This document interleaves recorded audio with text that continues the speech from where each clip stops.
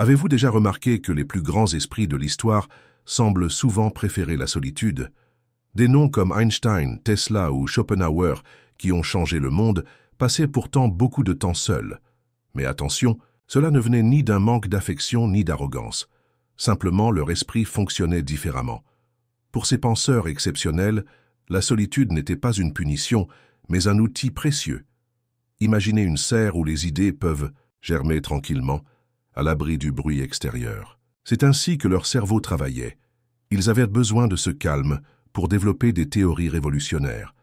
Mais distinguons bien deux choses, choisir d'être seul et se sentir isolé malgré soi. La solitude choisie nous ressource, tandis que l'isolement subi nous éloigne des autres. C'est précisément cet équilibre que nous allons explorer ensemble. Si ce sujet vous intéresse et que vous souhaitez mieux comprendre le fonctionnement de l'esprit, abonnez-vous à notre chaîne en cliquant sur le bouton « S'abonner ». Dites-nous en commentaire 1 si vous avez déjà ressenti ce besoin de solitude pour mieux réfléchir.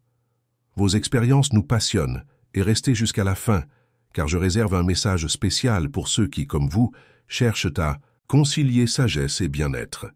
Saviez-vous que le cerveau des personnes très intelligentes fonctionne différemment?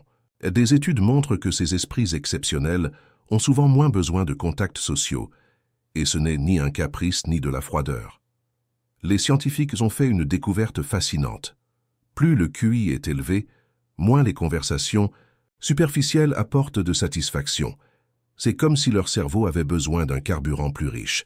Alors que beaucoup apprécient de discuter de la pluie et du beau temps, les grands penseurs s'y ennuient rapidement. Leur esprit réclame des échanges plus profonds. Mais attention, cela ne signifie pas qu'ils n'aiment pas les autres. Ils ressentent simplement le monde avec plus d'intensité.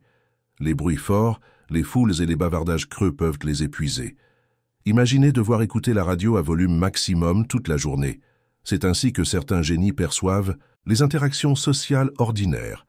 Si vous reconnaissez ce fonctionnement, écrivez « compris » en commentaire.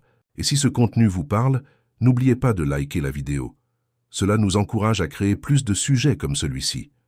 Vous est-il déjà arrivé de vous sentir épuisé après une fête alors que tout le monde semblait s'amuser? Pour les esprits analytiques, c'est une expérience fréquente. Mais pourquoi? La réponse se trouve dans leur fonctionnement cérébral. Alors que la plupart des gens se ressourcent en société, les grands penseurs y dépensent souvent leur énergie. Chaque conversation banale, chaque sourire poli, chaque sujet superficiel, autant de gouttes qui vident progressivement leur réservoir de patience. Comparons cela à deux moteurs, l'un adapté à la ville, l'autre fait pour la route. Les esprits brillants sont comme ces moteurs haut de gamme. Ils étouffent dans les discussions qui tournent en rond. Ils aspirent à des dialogues nourrissants qui fassent naître de nouvelles connexions mentales. Mais voici l'essentiel. Cela ne signifie pas qu'ils n'aiment pas les autres. Ils ont simplement besoin d'interactions différentes, plus authentiques, plus substantielles. Quand ils trouvent quelqu'un avec qui échanger vraiment, l'énergie circule alors librement. Si vous vivez cela ou connaissez quelqu'un dans ce cas, commentez « déjà vécu ». Partagez aussi cette vidéo à ceux que cela pourrait intéresser. La solitude peut être une alliée, mais comme toute chose, l'excès nuit. Parlons du moment où rester seul trop longtemps cesse d'être sain.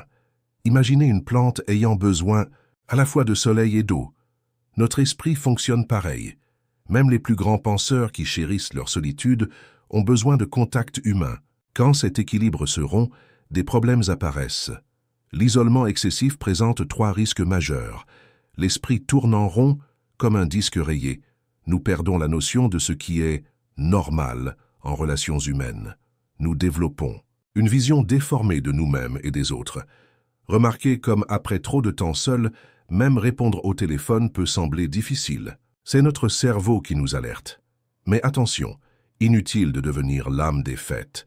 Le secret, trouvez votre juste milieu, assez de solitude pour vos pensées, sans coupure totale du monde.